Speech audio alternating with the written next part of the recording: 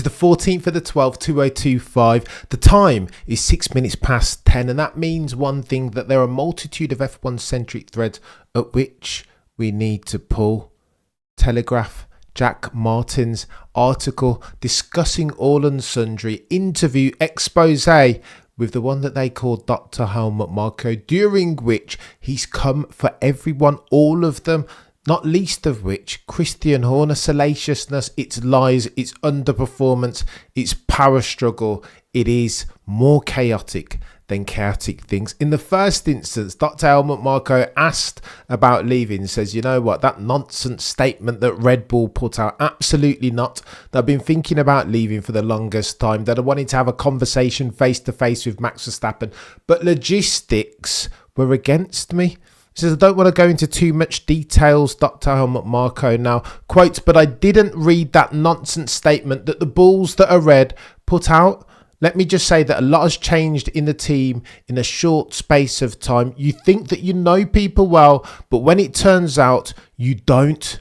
I'll say no more than that. The 5th title wouldn't have changed anything, you know. It was my ultimate dream to make it 5 in a row with Verstappen and Vettel before him. The best driver that we've ever had, but it wasn't to be, even though I had high hopes in the final race.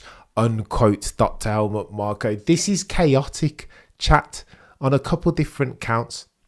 In the first instance, Dr. HELMUT MARKO tells you that, listen, nothing would have changed anything had Maximilian Verstappen won himself a 5th consecutive World Drivers' Championship. In the second instance, this tells you something. I interpret from this, and again, I'm alluding, conjecture and speculation, that Christian Horner was the anti-HELMUT MARKO. That HELMUT MARKO's role, not so much was the Red Bull Junior program managing for that, but keeping Christian Horner in check. And when you no longer have yourself a Christian Horner, you no longer need yourself a liability of an advisor in Dr. HELMUT MARKO. This, chat, is chaos. You cannot believe it. Don't read the nonsense statement that they put out. Thanks for all the memories, Dr. HELMUT MARKO. 10 million agreement. Well, we knew that already. If Dr. HELMUT MARKO had just stepped away and retired, there would be no need for a golden handshake. My son knows that, and he is 5 years old. 10 million euros.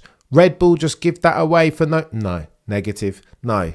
Dr. HELMUT MARKO got sacked. This was a termination by mutual agreement, and that's where you get the payoff. When asked whether he's going to miss F1, Dr. HELMUT MARKO says, yeah, well, a little bit. Certain aspects, not so much. He says, I'm going to have to get some screens put up at home, but what he'll miss more than anything is his time with Maximilian Verstappen. The handshakes before qualifying, when he'd look him in the whites of his eyes and say, you're going to need to pull something special out here. It's hammer time. It is time to evoke your inner Ayrton Senna. Said he had a similar moment with Maximilian Verstappen before Abu Dhabi. He looked him in his eyes and shook his hand and said, we're going to need a mega lap. And then Max Verstappen goes out and delivers, smashes it as only he can. Oh, and by the way, HELMUT MARKO speaks about a power struggle. He's asked the question, was it always chaos between Austria and England? The Austrian faction being Oliver Mintzlaff, Mark Matisic, Dietrich's son, et al., and the English faction being Christian Horner. HELMUT MARKO responds this way. That's how it's always been described in the media, but it was nothing personal. Together with Dietrich Mateschitz, the late founder of Red Bull, I founded Red Bull Racing. HELMUT MARKO talking now. In 2005, we appointed Horner then as team principal, and I was there as an overseer. The power was always essentially in Austria. We, critically uses the word we, right? We were the ones calling the shots. I remember at a party in 2022, and this is where it's, buckle up, chat. This is where it gets techier than techie things. Can you say disparaging any of Christian Horner for $500? I remember a party in 2022 before the Austrian Grand Prix. Mateschitz was there, but not in good health. Christian came to me and said, he won't make it till the end of the year, will he? And from that moment on, says Marko, Christian Horner started getting very friendly with the 51% owners of Red Bull GmbH, Charlie Mividra. When Didi passed away later that year, Christian Horner did everything he could do to take over with Mividra's support. I did everything I could do on behalf of Austria in inverted commas to prevent this. What are we doing, chat? Now, we know Christian Horner already had conversations with British financiers with a view to potentially spin off Red Bull Racing Technology. We know that. But the timing of it, how can you be so heartless, Christian Horner? Again, there's elements of pragmatism in there. And some of you say that F1's a piranha's tank, has always been. But that is chaos. That you looked Helmut Marko in his face and said he hasn't got long left and started to move accordingly. Oh, the humanity. This is madness here from Jack Martins of the Telegraph. Listen, if Christian Horner was going to bounce back into the F1 paddock anytime soon, then surely on the back of this article, the probability of that eventuality transpiring is doing one of these by the second materially. This isn't good. I always knew that Christian Horner was a shark, that there was no length to which this dude would not go to gain even a millisecond of political advantage. But this, chat, DD's not looking good. Let me try and use this to spin off Red Bull Racing Technologies. The time is now. Oh, you cannot write this. And then he talks about Horner leaving. Says, was it personal? Was this a power struggle? And Dr. Helmut Marko says, well, not really, mate. We had to do something because we were losing. The performance had been rubbish for as near as makes no difference 18 months.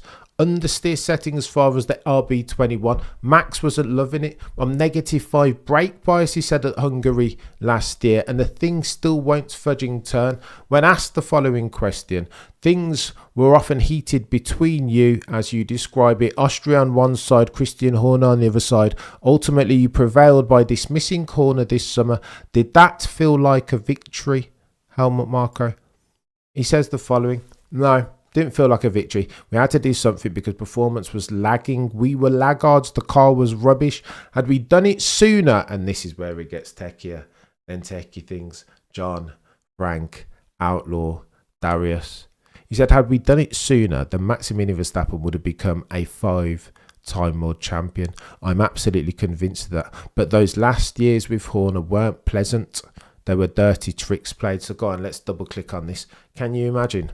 Dr. Helmut Marko, as close to the Red Bull coalface as you can get, says that had they relieved Christian Horner of his duties earlier, Max Verstappen would have become a champion at the altar of an expedited turnaround in the car's fortunes. Oh, the humanity. I suspected this, chat, but to hear it out of the horse's mouth is chaotic, to say the least. Dirty tricks.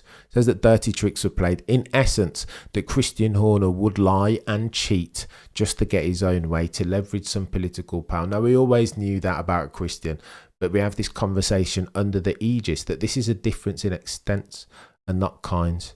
He says that there were several lies told, not least of which around Checo Perez. Do you remember Dr. Helmut Marko's comments in inverted commas around Checo Perez and his ability not to focus? That he attributed that to him being Mexican as versus the Austrians and the Germans in Sebastian Vettel. Do you remember all this? All of these salacious comments, xenophobic. Well, Dr. Helmut Marko says that it was all lies. It was all nonsense fabricated by Austria and or Christian Horner. How chaotic is this? He says that Nostradamus was right when he said the team would implode, but not necessarily because of Christian Horner and just the underperformance, but because of the bloody lies. He says that all of the chatter about Helmut Marko saying that Ford are behind on engine development and risking them as an engine manufacturing partner. Lies, says Dr. Helmut Marko. This never happened. But apparently Christian Horner was so desperate to eliminate all his rivals and enemies, mention no names, Dr. Helmut Marko, that he wanted to leverage these lies with a view to get Dr. Helmut Marko out the business. And who stepped to Dr. Helmut Marko's aid other than one Maximilian Verstappen? He says that Marko says that he would have been gone before Jeddah had Max not stepped up and said, if Marko goes, then I go. And how about you put a stipulation in my contract that if Helmut's not here, then I can null and void my contract with immediate effect. This is chaos. Who knew that it was so salacious, so political, so filled with rancor with the bulls that are red? And then you get this. proudest achievement is the next question that follows. And Dr. Helmut Marko goes deep into his D1 level Max Glaze bag. What's your proudest achievement, Dr. Helmut Marko, once all is said and done? What's your legacy, mate? What's the one thing that gives you most pride as far as your balls that are red tenure? And he says this, quote, everything that Max Verstappen achieved. Him becoming world champion in not the best car, beating Lewis in 21, having the most wins in a single season in 2023, winning his first race in 2016 in a car that is the balls that are red. Everything, Max, is chaotic, this from Dr. Helmut Marko. I don't know quite how to ingest this going forward. Listen, if we have the conversation about Max Verstappen staying at this team, whereas the probability was here previously, now it is here.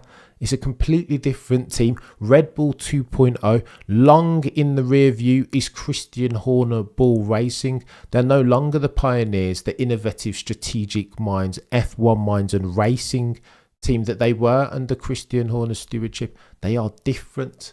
Now united colours of Benetton settings in line, some say, with the sports franchise that is F1. There is therefore no place for a man like Dr. Helmut Marko in it.